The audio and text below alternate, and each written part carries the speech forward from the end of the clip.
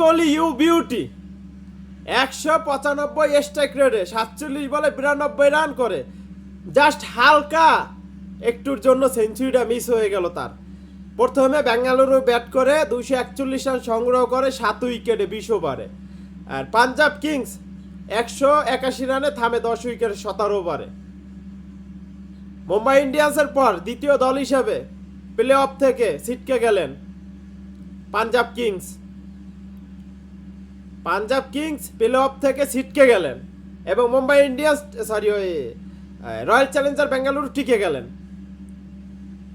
King কোহলির যার strike rate নিয়ে যারা কথা বলছিল তাদের সমালোচকদের মুখ বন্ধ করে দিল গতকালকে। খেলাটা যারা দেখছে তারাই বলতে পারবে।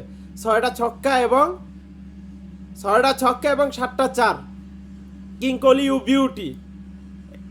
স্ট্রাইক রেট নিয়ে অনেকে অনেক কথা বলছে, কিন্তু গতকালকে যে খেলাটা দেখাইছে তারপরে সমালোচকদের ওই স্ট্রাইক রেট নিয়ে কথা বলার কোনো অধিকার নাই তাদের। কিং কোহলি তিনি বিশ্বসেরা ব্যাটসম্যান, তিনি আবারও প্রমাণ করে দিলেন। সমালোচকদের জবাবে মুখে চুনকালি মাইরা দিলেন, বুঝছেন। যাক, বেঙ্গালুরু একটা হতভাগা দল ছিল, প্রথমে টানা হারছে, এখন লাস্ট মুহূর্তে টানা জিততে আছে। এখন কি ওই বেঙ্গালুরুকে প্লে অফে উঠতে পারবে?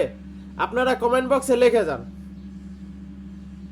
বেঙ্গালুরু ফাফ ডু প্লেসি 7 বলে 9 রান করে, যাক আজকে রান করতে পারে না। উইল জ্যাক্স 7 বলে 12। বেঙ্গালুরু বর্তমানে ফর্মে আছে, এই ফর্মটা যদি ধরে রাখতে পারে আমি আশাবাদী এবছর প্লে অফ খেলবে। কিং কোহলিকে নিয়ে সমালোচনা করেন না, কারণ কিং কোহলি কিংই।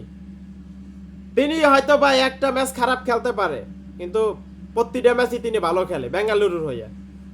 এবছর বিশ্বকাপে কিং কোহলি আলো ছড়াবে ইন্ডিয়ার হয়ে, আমার বিশ্বাস। গতকালে কি খেলা গেল রে ভাই।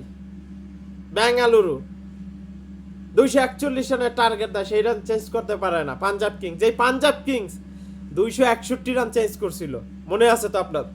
মনে আছে ঠিকই আপনাদের এই ম্যাচটার কথা। সেই পাঞ্জাব কিংস 241 রান চেঞ্জ করতে পারে না। যাক, অভিনন্দন বেঙ্গালুরু, অভিনন্দন বিরাট কোহলি। কালকে চমৎকার লেভেলের একটা ম্যাচ খেলছো এবং প্লেয়ার অফ দ্য ম্যাচ হয়েছে কিন্তু বিরাট কোহলি। কিং কোহলি কি জিনিস সেটা আবারও প্রমাণ করে দিলেন। তিনি মাঠে কে থাকলে একটা দলের ভরসার নাম কিং কোহলি। তিনি দলের সাথে থাকলে ব্যাটিংয়ের কোনো কাউকে ভরসা করতে হয় না, কারণ কিং কোহলি আছে, রান উঠাই দিয়া যাইব, স্ট্রাইক রেট যাই হোক। কিং কোহলি ধরে খেলতে পারে, কিন্তু গতকালকে সেঞ্চুরিটা মিস হয়ে গেল।